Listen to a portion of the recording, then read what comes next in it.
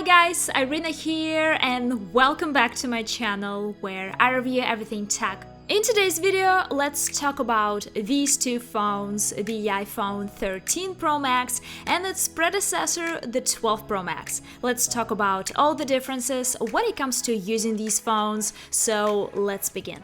And traditionally, a few words about the design of these iPhones. I would say that basically they're very close to being identical. The only thing that gives out the newer 13 Pro Max is a larger camera module with larger lenses, but while this difference is quite noticeable when you put these phones side by side, sometimes it still could be confusing when you're looking at them separately, especially from the distance, since they both have the squared up shape and similar camera modules. I remember when I just got my 13 Pro Max, one of my first questions was about my old 12 Pro Max case.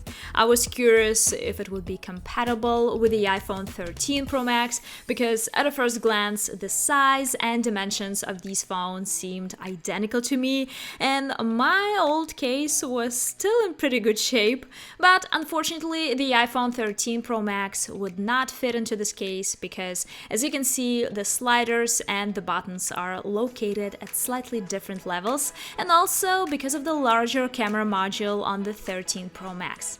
By the way, the iPhone 13 Pro Max is slightly heavier than the 12 Pro Max, but I would say this difference in weight is not really noticeable.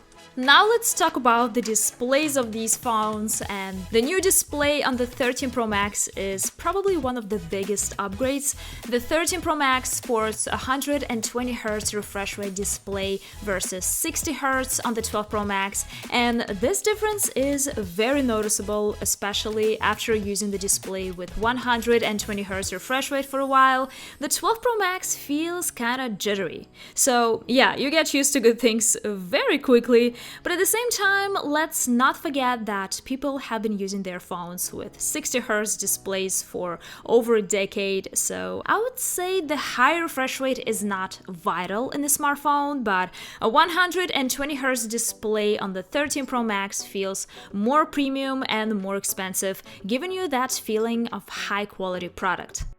Speaking of other improvements, the iPhone 13 Pro Max has a smaller notch than the 12 Pro Max, and I always welcome such aesthetic improvements. But as I already mentioned in one of my videos, from my experience, it doesn't matter whether you're using an iPhone with a bigger notch or an iPhone with a smaller notch, because after a while you stop paying any attention to it, so I think at the end of the day, it doesn't really matter. Speaking of the display differences, the thing I was really excited about, aside from a 120Hz refresh rate, is that the display on the new 13 Pro Max is brighter than the 12 Pro Max. And this difference is quite noticeable. Honestly, I was more than satisfied with the display brightness on my 12 Pro Max. The display on the 12 Pro Max was definitely one of the brightest on the market when this phone was released, and the fact that the next-gen 13 Pro Max is even brighter makes me really happy. It's especially helpful when I'm using my phone outdoors and taking photos and videos, but once again, if you decide to go for the 12 Pro Max, just keep in mind that this phone is amazing when it comes to display brightness. When it comes to display features, these phones are absolutely identical, so you're not gonna miss out on any display features if you choose the iPhone 12 Pro Max. Next, let's talk about the cameras of these phones. Both the 12 Pro Max and the 13 Pro Max have triple 12-megapixel cameras with telephoto cameras and ultra-wide cameras, but let's not forget that the whole camera setup on the iPhone 13 Pro Max was upgraded. The main camera on the 13 Pro Max has a larger sensor and a larger aperture.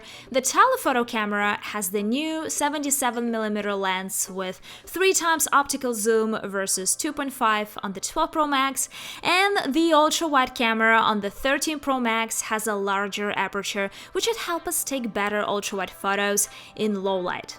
I already have a comprehensive camera comparison video on my channel. Check it out to see all the differences for yourself when it comes to camera performance. But if you ask me, I expected more from the new 13 Pro Max. I mean, did you see those lenses? But in practice, the photos and videos from the iPhone 13 Pro Max seemed as good to me as the ones from the 12 Pro Max. I have to admit, sometimes I even like the photos from the 12 Pro Max better, but don't get me wrong, the 13 Pro Max has an amazing upgraded camera, but it's just when you're looking at the actual photos and videos, the improvement is not that obvious. And of course, there are some cool new features on the 13 Pro Max. This phone can take macro shots and macro videos, and taking into account how often I take photos and videos in macro mode with my 13 Pro Max, now I'm wondering how is it possible to live without a macro mode on your phone. Also, it's important to note that all three cameras on the 13 Pro Max have the night mode, including my favorite telephoto camera, and while the 12 Pro Max has the night mode on its main camera, the ultra-wide camera, and yes, it can also take night portraits, it actually doesn't have the actual night mode on its telephoto camera. Speaking of some camera limitations of the 12 Pro Max, it doesn't have the cinematic mode, and as you probably already know, basically this mode makes the background look blurred and lets you shift focus in your videos. And while I like the idea itself, in my opinion, it's kind of raw at the moment and needs some improvement because there are a lot of imperfections in these videos, and from my experience, it's not reliable. So I would say the cinematic mode on the 13 Pro Max should not be a deciding factor for you. Another feature that is missing on the iPhone 12 Pro Max is photographic styles.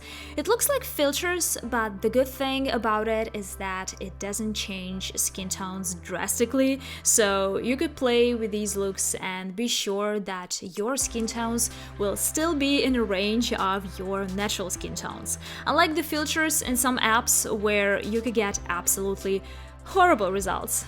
And finally, there is the ProRes video recording feature on the 13 Pro Max, which has its pros and cons. The fact that it takes up a lot of storage space is a huge disadvantage for me. Well, if you ask me, I don't use the ProRes on a daily basis. I still take the usual default videos. They seem more than enough for me for making Instagram stories and reels or for taking some family videos. So I don't think this ProRes feature is absolutely necessary for the majority of users. Now let's talk about the batteries of these phones. The iPhone 13 Pro Max has a larger battery and overall longer battery life, which is great. I always welcome all the improvements in the battery department. And speaking of my actual experience with both of these phones, I didn't have to charge my 12 Pro Max every day. I charged it every other day. And when it comes to the iPhone 13 Pro Max, I have pretty much the same situation. I charge it every other day. So yes, the battery life feels longer on the 13 Pro Max than on the 12 Pro Max, but to me, this difference doesn't feel that dramatic. Let's talk about charging. Of course, both of these phones support wireless charging and they're MagSafe compatible, so you could use all the MagSafe accessories with the 13 Pro Max as well as the 12 Pro Max. But in case you've never tried the Apple MagSafe charger, keep in mind that it's very slow. It will take more than 3 hours to fully charge either of these phones with a 20-watt brick, so I don't really use it often because most of the time I need my phone to be charged quickly, but I guess sometimes it still could be useful in some situations. When it comes to the speakers and the audio quality on these iPhones, the 13 Pro Max is noticeably better, and mostly it's because of the new earpiece on the 13 Pro Max. It's so much louder than the one on the 12 Pro Max, so the overall sound from the 13 Pro Max is much louder, and most importantly, it sounds richer. And I've always considered the iPhone 12 Pro Max really good in terms of sound quality, but honestly, when you're comparing it to the 13 Pro Max, the 12 Pro Max starts sounding kinda mediocre, which is crazy because it shows just how much the speakers have improved on the new 13 Pro Max.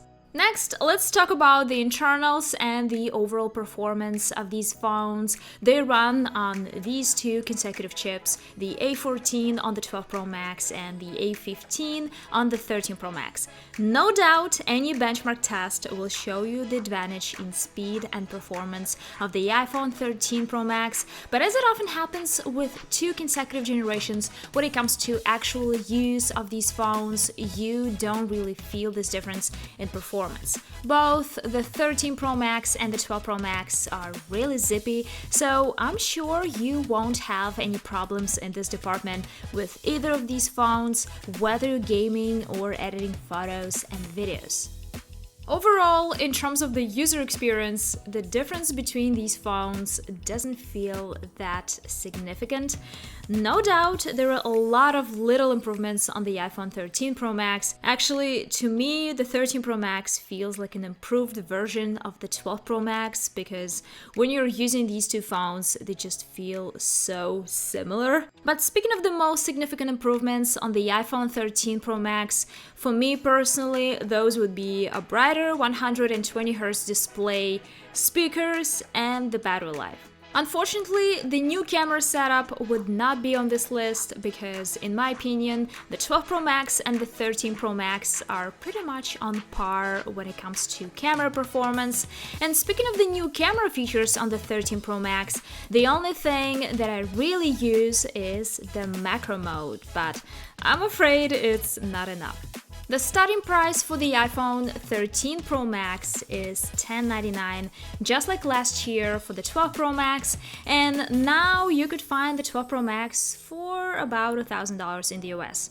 Of course, the prices will depend on the country you live in, so eventually you'll have to decide for yourself which phone to get. Because if the price difference between these phones is more significant in your country, without thinking twice, I would go for the 12 Pro Max. But if it's just $100, I would choose the iPhone 13 Pro Max because in the long term, a newer iPhone model will get more years of software updates and last you longer. That's all for this video, guys. I hope it was helpful for you.